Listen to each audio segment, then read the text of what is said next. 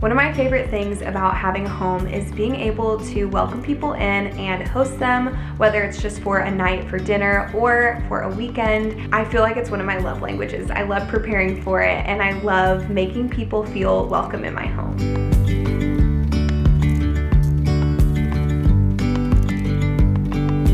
Hi guys, welcome back to my channel. I thought this weekend would be the perfect time to film this video because I'm hosting guests and I wanted to show you guys some of my favorite processes, things that I do, little touches that I add. As soon as we got married, I knew I wanted to host a lot. I've always had a love for cooking and having people over, and I'm an extrovert, so I love having as many people around as I can. And then once we got our first home, I really grew a love for having people stay with us and just adding little touches to make them feel at home in my home. My door is always open to those that I know, and I love that, and I love when people do that for me. It's so meaningful, and I just think it's such a good way to connect. So I thought I'd give you guys some tips, some things that I do to really welcome people into my home, and maybe it will make hosting a little bit easier for you. I try my best to be efficient, minimal, but still meaningful all at the same time. So Sam's family is actually coming in this weekend, so I'm going to show you guys my process of getting the house ready, getting their rooms ready, how I make them feel special, and just really how I prepare for having people stay at our house for 3 days. So first, I'm going to start with talking about where the guests specifically stay and how to make them feel at home if they're in their own little space in your house, and then additionally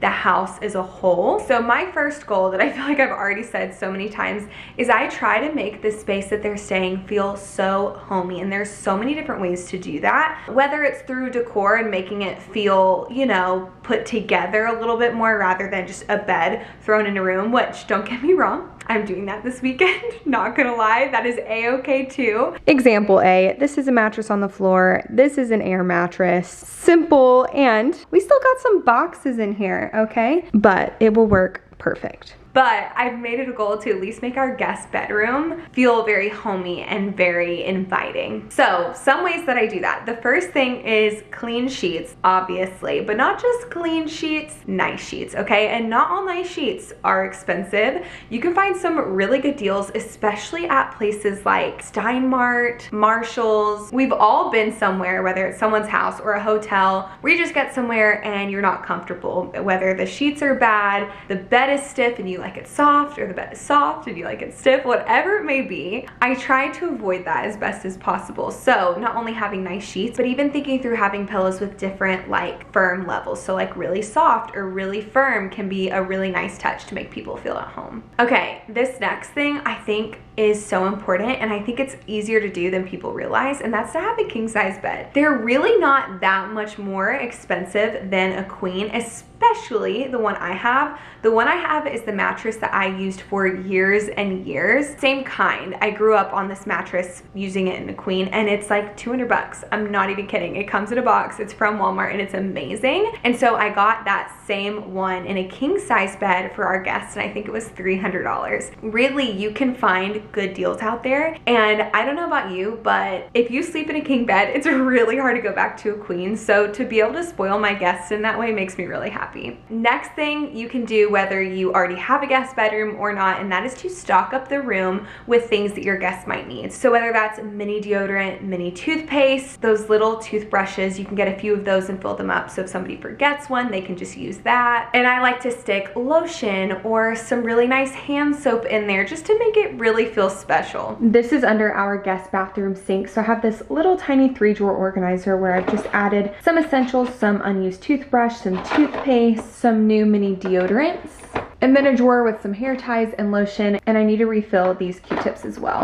I think having some local goodies is so nice, plus a little hair clip. And then I just have this container with a ton of mini products like shampoo, conditioner, lotions, bars of soap, and things of that sort. And then I also like to make things accessible to my guests. So whether that's having some extra blankets tucked in the closet, some extra hangers, extra towels, and some extra toilet paper, it just makes things super easy. Now, of course, if your guests are family, they're probably not afraid to ask you where your toilet paper is. I've had guests that maybe I don't know as well stay at our house because they again, like I want people to know our home is always open. And so I've always tried to think through those things. Like if I was in this position, would I feel okay at 10 o'clock at night being like, I'm out of toilet paper? So it's just nice to think that through beforehand. Okay, this is so unnecessary, but something I really love to do. And I think it makes people feel seen, known, and loved. And that is to buy your guests their favorite snacks. So if you know them well enough, it's really fun to fill their little basket with water bottles because it's nice to have water throughout the night, but also some of their favorite snacks. So if you don't know their favorite snacks, you can always text somebody else that would know. That's what I always do. And people are like, how did you know? And I'm like, well, I asked your mom or your brother or your sister or whatever. But I think it's just a really fun way to make people feel comfortable, and if they're hungry, they can have a snack.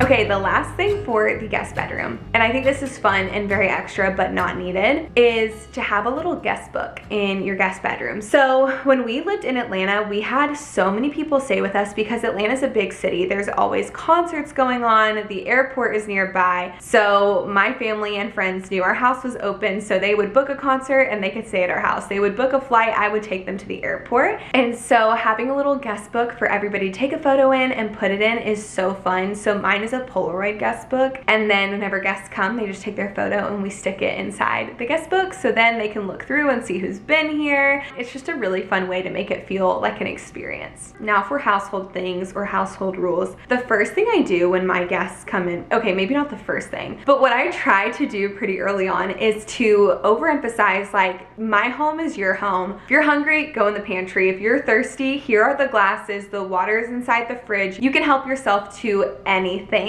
And I try to emphasize that to let them know, because I might not get a cue that they're thirsty or whatever. So I just feel like it really helps clear the air that they are so welcome here to do whatever they please. Next thing that I like to think through is if someone's staying for a weekend or even just a day, if there's gonna be downtime, someone might get hungry. So it's really nice to have a homemade snack on hand. And I'm not talking some like glamorous, huge snack, something super easy. So what I'm specifically gonna do this weekend is some salsa and guacamole. I'm gonna show you guys how to make this super simple salsa. This recipe actually went viral on my Instagram. People loved it. I also got some hate because I wasn't Hispanic, but these people didn't realize my husband's Hispanic, okay? Anyway, I digress. So what you'll need is 1 can of diced tomatoes and 1 can of stewed tomatoes.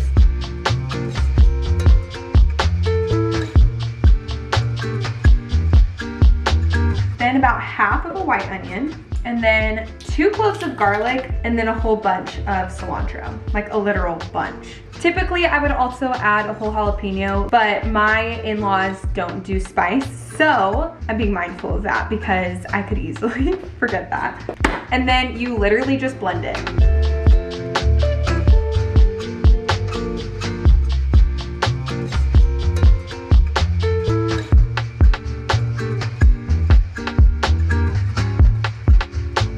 Then add salt and pepper to taste, and then let it sit in the fridge for a few hours. Let all the flavors combine and it will be delicious. And to make my morning easier while guests are here, I go ahead and pre-make breakfast.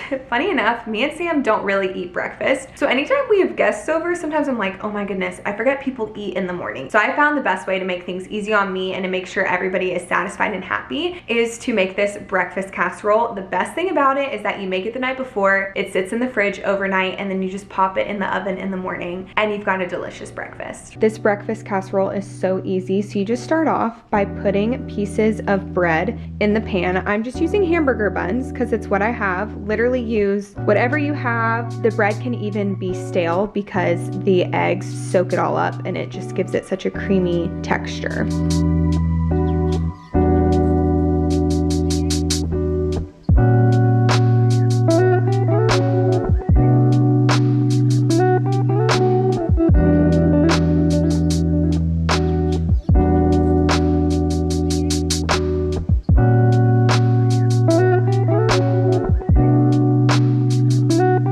Okay, then you're gonna take your eggs and mix them with some milk or just something to make it creamy. I did 18 eggs and we're 6 people.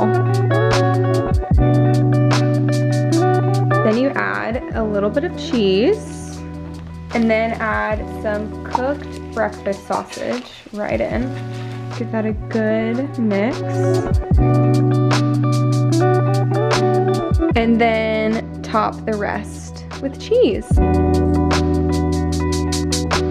Okay, then just cover it and stick it in the fridge, and then you'll bake it in the morning at 350 for probably 35 to 40 minutes. If you happen to be celebrating a special occasion like we are celebrating 3 birthdays this weekend, I always like to buy a little bit of decor just to make it feel a little special. So I bought like a little happy birthday banner, and I've got some candles. Nothing crazy, but I think it still adds that extra special touch and just feels more exciting than normal. Okay, I feel like this goes without saying, but I do clean the house very well. I deep clean everything. I've had so many videos on how I deep clean. I actually recently did a video on how I deep clean for a guest coming. So if you want to check out that video, I will put the card up here. I definitely deep clean every toilet in the house, every sink, every shower before any guests come. And then if I have time, and that's a big if, because I feel like getting the house ready for guests is a lot, but we do have a shedding dog, and I understand that people are not used to a shedding dog the way that we are. And the last thing I want is somebody to be grossed out when they come into my home. So I will even vacuum all the surfaces. The couch, my couch has removable cushions where I can wash them. And so I try to think through all of those things to just ensure that the house feels cozy and clean. Another tip that I have for hosting is I always have some subtle music playing in the background almost at all times. And I even do this like just at home, but it just creates such a nice environment, especially as people are trickling in and conversations are starting. It just creates more of a fluid environment. So something I always ask before our guests come over, if I don't know them that well, I'll ask if they have a dietary restriction or anything of that sort, just so I can be prepared and have something for them. So for example, Sam's family drinks lactose-free milk,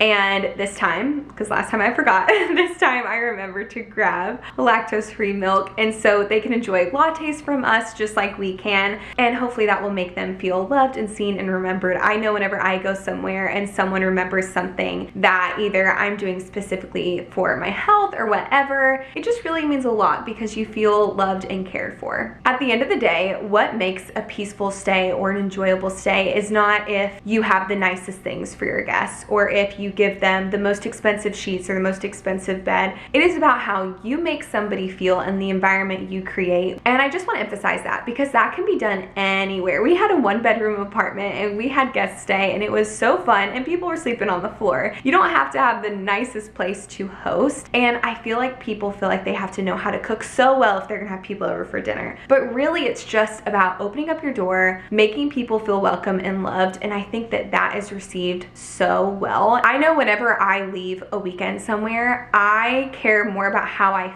felt than anything else. So if you make your guests feel welcome and loved and your house is full of peace, then I'm sure they will walk away feeling that. So I just wanted to add that reminder.